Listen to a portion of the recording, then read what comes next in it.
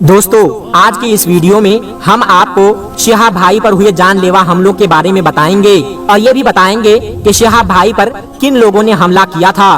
पूरी जानकारी हम आपको इस वीडियो में देने वाले हैं, इसलिए इस वीडियो को बिना स्किप किए आखिर तक जरूर देखिएगा ताकि हमारी दी हुई जानकारी आप अच्छी तरह समझ सके। तो दोस्तों सबसे पहले हम बात कर लेते हैं कि शिहाब भाई कहां तक पहुंचे हैं। तो हम आपको बता दें कि शिहाब भाई अभी राजस्थान में अपना सफर तय कर रहे हैं और आज शिहाब भाई को अपने सफर पर रवाना हुए 69 दिन पूरे हो चुके हैं। दोस्तों आप लोगों ने तो सोशल मीडिया पे या फिर यूट्यूब में ऐसी वीडियो और फोटोज तो जरूर देखी होगी जिसमें ये बताया जा रहा है कि शिहाब भाई जो अल्लाह तबारक व तआला के नेक राह पर निकला है उन पर जानलेवा हमला हुआ है। दोस्तों ये पूरी जानकारी सरासर गलत है। अभी शिहाब भाई पूरी तरह सलामत है, उन पर किसी तरह की जानलेवा हमला नहीं हुआ है। दोस्तों जैसा कि आप सब इस वीडियो में देख सकते हैं कि शिहाब भाई ने एक वीडियो अपने ऑफिशियल चैनल पर ये वीडियो 1-2 घंटे पहले ही अपलोड किया है जिसमें शिहाब भाई सही सलामत दिख रहे हैं। दोस्तों एक बात तो हम सभी मानते हैं कि बहुत लोग ऐसे भी हैं जिनके अंदर शिहाब भाई की शोहरत और मकबूलियत को देखकर और चर्चे को सुनकर उनके अंदर जलन हो रही है, लेकिन उन लोगों को शर्म करनी चाहिए कि एक नौजवान अल्लाह के घर पैदल जा रहा है, वो नेक काम करने जा रहा है, तो हम कैसे लोग हैं कि इस नौजवान से क्यों जल रहे हैं। दोस्तों शिहाब भाई एक नेक सफर पर निकला है तो हमें उनके कामयाबी के लिए अल्लाह तबारक व तआला से दुआ करनी चाहिए, ना कि उनके मकबूलियत और शोहरत और चर्चे को देखकर अपने अंदर जलन पैदा करे। दोस्तों अब हम आपको शिहाब भाई के बारे में कुछ अहम जानकारी देने वाले हैं, इसलिए आपसे एक गुजारिश है कि इस वीडियो को आखिर तक जरूर देखिएगा। शिहाब भाई का सफर तो जारी है। आप सभी लोग शिहाब भाई के बारे में तो जानते होंगे। अगर अभी तक आप शिहाब भाई के बारे में नहीं जानते हैं तो इस वीडियो को पूरा आखिर तक जरूर देखिएगा, आपको उनके बारे में पूरी मालूमात हासिल हो जाएगी। दोस्तों जैसा कि शिहाब भाई केरला से पैदल हज करने के लिए सऊदी अरबिया जा रहे हैं, उनके हौसले को देखकर लोग उनसे मोहब्बत कर रहे हैं। लोगों के दिलों में उनके लिए मोहब्बत पैदा हो चुकी है। शिहाब भाई की एक झलक देखने के लिए सबके दिलों में उनके लिए बहुत ज्यादा इज्जत है, और हो भी क्यों ना, इतना बड़ा काम जो कर रहे हैं, पैदल हज पर जाना कोई छोटी बात नहीं है, ये एक बहुत बड़ी बात है। इस पैदल हज पर जाने के लिए शिहाब भाई को कितना खर्चा आया होगा आज की इस वीडियो में हम आपको जरूर बताएंगे। और दोस्तों शिहाब भाई से मुतासिर होकर 2 और लोग हैं जो हज के लिए हिंदुस्तान से पैदल सऊदी अरबिया निकल पड़े हैं। तो बात करते हैं उन 2 लोगों के बारे में। ये दोनों कौन हैं, कहां से हैं, उनका क्या नाम है, क्या उनके पास सऊदी अरबिया जाने के लिए परमिशन, पासपोर्ट, वीजा वगैरह है या नहीं, और क्या ये लोग पैदल सऊदी अरबिया जाएंगे, और जिस देश से गुजरेंगे क्या उन लोगों के पास उस देश की परमिशन है, ये लोग किस तरह से पैदल हज पर जा रहे हैं और अभी तक ये लोग कहां पहुंचे हुए हैं, क्या उन लोगों के पास शिहाब भाई की तरह पूरी तैयारियां हैं, उन लोगों की नीयत क्या है, क्या ये लोग वायरल होने के लिए ऐसा कर रहे हैं या सचमुच ये लोग हज की नियत करके पैदल हज करने के लिए निकल पड़े हैं। तो आज की इस वीडियो में हम आपको पूरी मालूमात देंगे।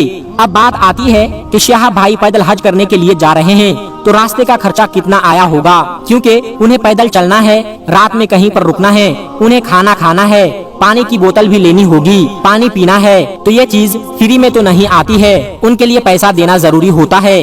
तो शिहाब भाई का देखा जाए तो शिहाब भाई एक दिन में 25 किलोमीटर का फासला तय करते हैं, और ऊपर से उनके साथ 4 लोग और भी हैं जो उनके गांव के हैं और साथ साथ पैदल चल रहे हैं। उनके साथ में एक एम्बुलेंस भी चल रही है जिसके पेट्रोल का भी खर्चा आता होगा। तो आप इस वीडियो के साथ में बने रहिए, हम आपको सारी मालूमात देने वाले हैं। और दोस्तों वीडियो में आगे बढ़ने से पहले आप लोगों से एक छोटी सी गुजारिश है कि इस वीडियो को एक लाइक करके चैनल को सब्सक्राइब जरूर कर लीजिएगा। दोस्तों शिहाब भाई का ये सफर करने के लिए यानी इस सफर पर निकलने के लिए सबसे पहले परमिशन की जरूरत थी, और उस परमिशन के चक्कर में उनका 1 साल चला गया, यानी उन्हें 1 साल लग गया, क्योंकि जाहिर सी बात है वो 3-4 मुल्कों से होकर गुजरेंगे तो 3-4 मुल्कों का भी वीजा लेना है, वहाँ की गवर्नमेंट से परमिशन लेनी है, और सऊदी अरब की हुकूमत से भी परमिशन लेनी है, हिंदुस्तान की गवर्नमेंट से भी परमिशन लेनी है। ये सारी कागजी कार्रवाई करने के लिए उनका 1 साल इसी में लग गया, यानी हिंदुस्तान से परमिशन, पाकिस्तान, ईरान, इराक से परमिशन और कुवैत से परमिशन लेनी पड़ी। तो शिहाब भाई जितने देशों से होकर गुजरेंगे उन सब की परमिशन लेनी होगी, तो उन्हें इन सारे देशों की परमिशन लेनी होगी। अगर हमें अपने देश से दूसरे देश में जाना है तो हमें और जिस देश से जाना है वहाँ से भी परमिशन लेनी होगी। तभी हम दूसरे मुल्क में जा पाएंगे। अब यहाँ पर यह सोचना बहुत जरूरी है कि शिहाब भाई का परमिशन लेने में 1 साल का वक्त लग गया, तो उनमें उनका कितना सारा खर्चा आया होगा। और ये भी पता चलता है कि शिहाब भाई हर रोज 20 से 25 किलोमीटर पैदल चलने की ट्रेनिंग किया करते थे। प्यारे दोस्तों, अगर कोई सफर पर निकलता है तो उसमें जितना पैसा खर्च होने वाला होता है या जितना उसको जरूरत होती है उतना वो ले लेता है और इतनी रकम खुद अपने पास रख लेता है। अगर शिहाब भाई को देखा जाए तो उन्हें ये सफर शुरू किए हुए 2 महीने से ज्यादा हो चुके हैं और 40 दिनों तक तो उन्हें कोई भी नहीं जानता था कि वो पैदल हज पर जा रहे हैं। किसी को कुछ नहीं पता था। फिर हाल ही में 20 दिनों के अंदर शिहाब भाई इतना मशहूर हो गए हैं कि हर बच्चा, हर नौजवान, हर बुजुर्ग उनको जानता है। दोस्तों, अब आप खुद सोचिए, जब शिहाब भाई ने ये सफर 2 जून से शुरू किया था तब तक उन्हें कोई नहीं जानता था। तब तक उनके 40 दिन हो चुके थे, यानी कि 40 दिन तक उन्होंने ये सफर अकेला किया था। तो सोचिए इस 40 दिन में उनका कितना सारा पैसा खर्चा हुआ होगा। खाने पीने में या किसी होटल में रुकने के लिए कितना पैसा खर्चा हुआ होगा, इस बात से आप अंदाजा लगा सकते हैं। और शिहाब भाई को मक्का पहुंचने में 280 दिन लगेंगे और 280 दिनों में शिहाब भाई को कितना पैसा खर्चा करना पड़ेगा, ये आप कमेंट बॉक्स में जरूर बताइएगा। शिहाब भाई का कितना खर्चा होगा? 10 लाख, 50 लाख। जब कोई हवाई जहाज से हज करने के लिए जाता है तो उसका 4 से 5 लाख रुपए आराम से खर्चा हो जाता है, जो कि पैदल हज करने में जाने के लिए उससे भी ज्यादा का पैसा खर्चा होने वाला है। तो दोस्तों, ये हो गई शिहाब भाई की बात। अब हम उन लोगों के बारे में बात कर लेते हैं जो 2 और पैदल हज करने के लिए निकले हैं, जिनमें से पहले का नाम है मोहम्मद आसिफ। ये महाराष्ट्र के हैं। दोस्तों, उनकी उम्र और उनकी हालत को देखकर ऐसा नहीं लगता है कि ये पैदल सफर कर पाएंगे, वो भी सऊदी अरबिया तक, जो 8600 किलोमीटर है। उनको इतना पैदल चलना होगा।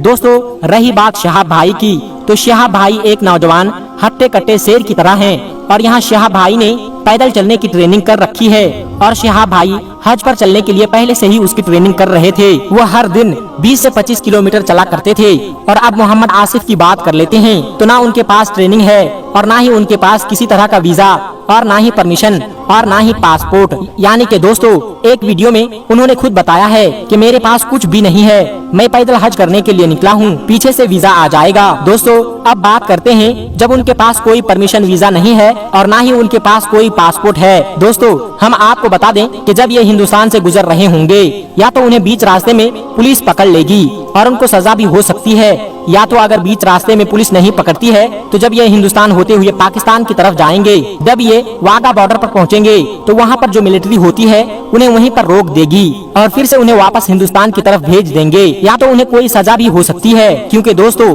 जिस तरह से शिहाब भाई ने अपनी तैयारियां की थी, जिसके लिए उन्होंने 1 साल पहले से ही हिंदुस्तान गवर्नमेंट से, फॉरेन अफेयर मिनिस्टर से परमिशन लिया था और दूसरे देशों से जैसे कि Pakistan, Iran, Iraq, Kuwait, Saudi Arab से परमिशन लिया था कि उनके देश से होते हुए सऊदी अरब में इंटर कर जाएंगे। अब बात करते हैं मोहम्मद आसिफ भाई की, तो उनके पास ना कोई परमिशन है और ना ही कोई वीजा है। दोस्तों, अगर उनको हज करना है, पैदल करना है, तो उनको सबसे पहले तो जो पूरा प्रोसेस होता है उस प्रोसेस को पार करना होगा। यानी कि उन्हें तमाम देशों से परमिशन लेनी होगी, हिंदुस्तान से परमिशन लेनी होगी, जो कि अब उनके पास कोई भी परमिशन नहीं है। और उन्होंने बताया है क्योंकि उन्हें हिंदुस्तान से मक्का पैदल हज करना है तो उसमें बहुत ज्यादा पैसा भी खर्चा होगा और आसिफ भाई के पास कुछ भी नहीं है और उन्हें हिंदुस्तान से बाहर नहीं जाने देंगे, यानी ये पाकिस्तान में इंटर नहीं कर पाएंगे क्योंकि उनके पास कोई भी परमिशन नहीं है। अब बात करते हैं दूसरे भाई के बारे में। दोस्तों, उनकी एज भी बहुत ज्यादा है, जो पैदल सफर करने के लायक नहीं है। बेशक ताकत देने वाला अल्लाह ही है, हर शय को ताकत देता है, लेकिन दोस्तों उनके पास भी ना तो वीजा है और ना ही पासपोर्ट और ना ही कोई परमिशन। तो अब ये भी किस तरह से पैदल हज पर जा सकते हैं जबकि उनके पास भी ना तो गवर्नमेंट की परमिशन है और ना ही उनके पास वीजा और पासपोर्ट है और किसी भी देशों की परमिशन नहीं है, जैसे कि पाकिस्तान, ईरान, इराक, तो उनके पास भी कोई परमिशन नहीं है। तो उनके साथ भी वही होगा जो मोहम्मद आसिफ भाई के साथ होगा, यानी जब जाएंगे हज करने के लिए तो उनको हिंदुस्तान में ही रोक लिया जाएगा, या तो उनको भी बीच रास्ते में पुलिस पकड़ लेगी और उन पर कोई कार्रवाई करेगी। अगर उनको बीच रास्ते में पुलिस नहीं पकड़ती है तो उनको भी जब ये वाघा बॉर्डर पर पाकिस्तान जाने के लिए आगे बढ़ेंगे तो उनको हिंदुस्तान की आर्मी जो वहाँ पर तैनात है उन्हें रोक देगी और उल्टा उन्हें वापस भेज देगी। तो दोस्तों अब बात रही उन लोगों की नीयत की। तो दोस्तों देखिए, किसी की नीयत कोई नहीं जानता कि उसके दिल में क्या चल रहा है। हो सकता है कि उनके दिल में सच्ची मोहब्बत हो, उनके दिल में भी चाहत होगी कि ये भी पैदल हज करने के लिए जाए, या तो हो सकता है ये भी कि उनकी नीयत सिर्फ वायरल होने की हो। दोस्तों अब उनकी क्या नीयत है ये सिर्फ और सिर्फ अल्लाह तबारक व तआला ही बेहतर जानता है। लेकिन दोस्तों अगर जिसको पैदल हज करने के लिए जाना है तो एक प्रोसेस होता है कि तमाम देशों की परमिशन लेनी होती है, हिंदुस्तान की परमिशन लेनी होती है, पूरी तैयारी करनी होती है, कानूनी कार्रवाई करनी होती है, कागजी कार्रवाई करनी होती है, फिर उसके बाद ही